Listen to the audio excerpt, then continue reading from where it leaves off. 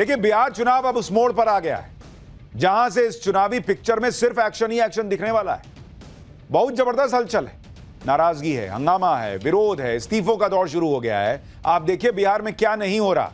भाई, मोदी नीतीश ने पहली चुनौती को पार कर लिया। एनडीए ने सीट शेयरिंग फाइनल कर दी है, लेकिन उसको भी लेकर तमाम बातें चल रही हैं जिसके बारे में फैक्ट से आज आपको बताऊंगा। इस दौड़ में राहुल गांधी और तेजस्वी यादव पिछड़ गए। इंडी गठबंधन में अभी तक सीट शेयरिंग ही फाइनल नहीं हो पाई है। आजकल के दावे चल रहे हैं। बीजेपी आरोप लगा रही है कि इधर बिहार चुनाव चल रहा है, उधर राहुल गांधी की विदेश यात्रा ही खत्म नहीं हो रही है जी।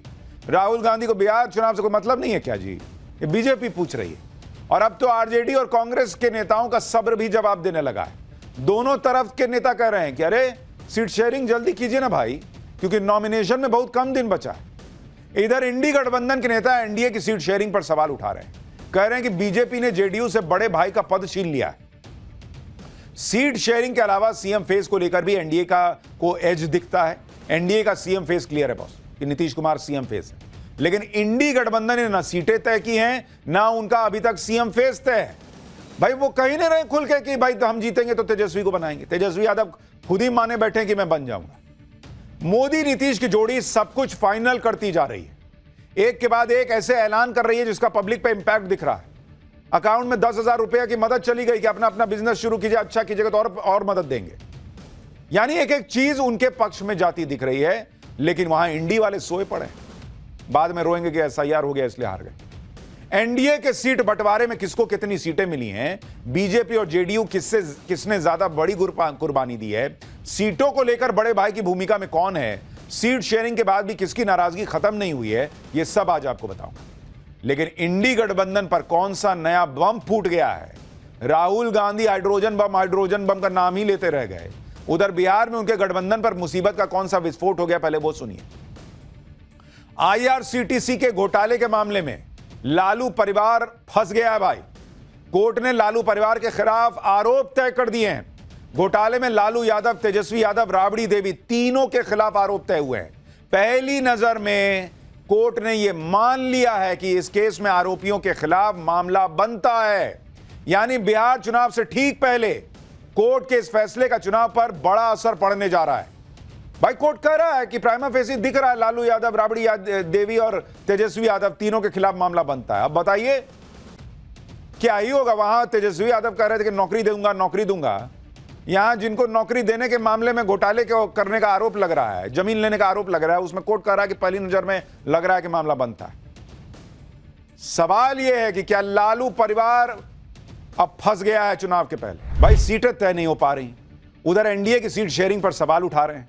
एनडीए ने जो सीट शेयरिंग की है उसके मुताबिक जेडीयू 101 सीट पर लड़ेगी, बीजेपी भी 101 सीट पर लड़ेगी। चिराग पासवान को 29 सीट मिली है, मांझी को 6 सीट मिली है, उपेंद्र कुशवाहा को 6 सीट मिली है। इनकी इंडी वालों की अपनी सीट शेयरिंग नहीं हुई है। लेकिन जब एनडीए की सीट शेयरिंग फाइनल हुई तो इंडी वालों ने कहना शुरू कर दिया कि बीजेपी ने नीतीश कुमार के साथ खेला कर दिया। सुनिए आरजेडी क्या कह रही है, फिर आपको सीट शेयरिंग की सच्चाई बताता हूं। जेडीयू तो बड़े भाई की भूमिका में रहती थी। जेडीयू के नेता कहते थे हम बड़े भाई हैं, तो बीजेपी ने जेडीयू को बराबरी पर लाया और जेडीयू का टिकट भी जो श्री तेजस्वी यादव जी कहते रहे हैं वहाँ से ही बीजेपी ही बांटेगी। तो जेडीयू अब रही का जेडीयू तो विलय बीजेपी में हो जाएगा, जेडीयू समाप्त है। अपनी सीट शेयरिंग नहीं हुई है। Tejashwi Yadav CM face announce नहीं हुए हैं, दूसरे को बता रहे हैं कौन बड़ा भाई छोटा भाई।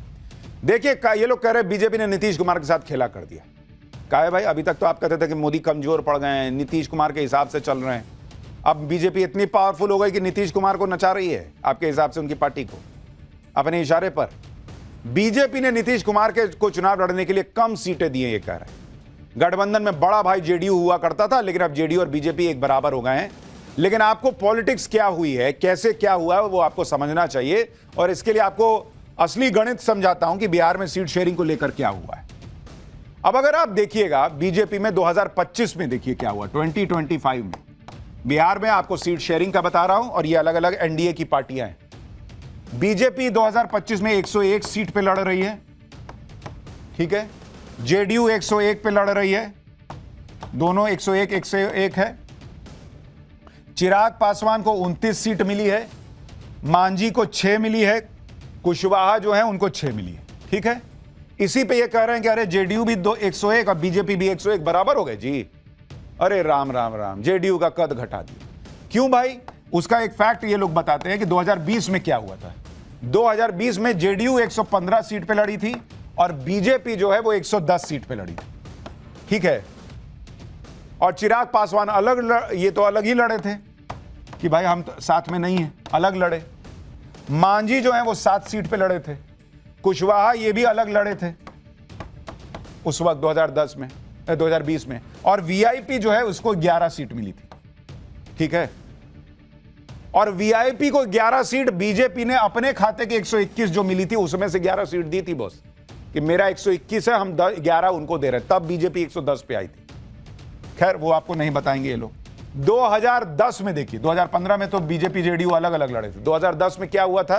तब जेडीयू जो है वो 141 सीट पे लड़ी थी, बीजेपी 102 पे लड़ी थी। अब ये यही कह रहे हैं कि बीजेपी जो है वो 102 से बढ़ के अभी 101 पर है, 102 से 101 पर आई है, और जेडीयू देखिए 141 से घटते घटते 101 पर आ गई। इसका मतलब जेडीयू का कद इन्होंने घटा दिया। पॉलिटिक्स ऐसे है बॉस कि 2 + 2 जोड़े तो 4। इसमें समझने वाली बात देखिए, 2014 में नरेंद्र मोदी के आने से पहले बिहार में बीजेपी जेडीयू की जूनियर पार्टनर थी। इस हिसाब से जेडीयू को ज्यादा सीटें लड़ने को मिला करती थी। लेकिन आज की डेट में बीजेपी एनडीए में बिहार की सबसे बड़ी पार्टी है बॉस।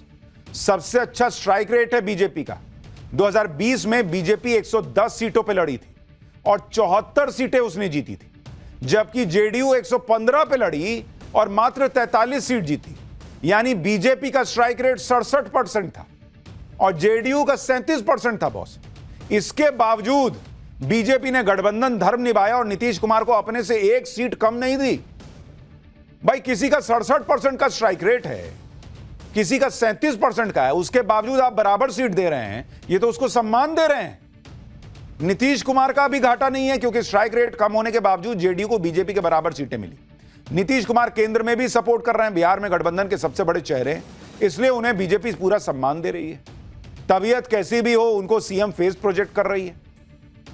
इसलिए यह कहना कि बीजेपी ने नीतीश कुमार के साथ कोई खेला किया, वो सही नहीं है। बीजेपी ने नीतीश कुमार को नुकसान उठाने से बचाया सो अलग, क्योंकि सीट शेयरिंग में बीजेपी ने दूसरे अहम सहयोगियों को साधा, जैसे चिराग पासवान ने 2020 में अकेले चुनाव लड़कर जेडीयू को सबसे ज्यादा नुकसान किया था। जेडीयू चिराग की वजह से 33 सीटें हार गई थी, जबकि बीजेपी को सिर्फ 2 सीट का नुकसान हुआ था। इस बार चिराग पासवान को 29 सीटें देकर बीजेपी ने नीतीश कुमार के सिर से बड़ा रिस्क हटा दिया, क्योंकि चिराग अलग चुनाव लड़ते तो फिर नुकसान जेडीयू का करते। अगर देखा जाए तो बीजेपी ने कॉम्प्रोमाइज किया है बॉस, वो भी नीतीश कुमार के लिए और चिराग पासवान और दूसरे सहयोगियों के लिए। इसके बावजूद जीतन राम मांझी जैसे नेता नाराज हैं, उन्हें लग रहा है कि उनके साथ अन्याय हो गया। सुनिए जीतन राम मांझी। इन ईमानदारी से काम किया है। आज अन्याय मेरे साथ हुआ है, मैं मानता हूं, लेकिन हम नरेंद्र मोदी के नेतृत्व में विश्वास करते हैं और यहाँ के जो एनडीए के लोगों ने जो फैसला किया है उसको मैं शिरोधार्य करता हूं। खैर चुनाव है तो धूम धड़ाका तो होता रहेगा।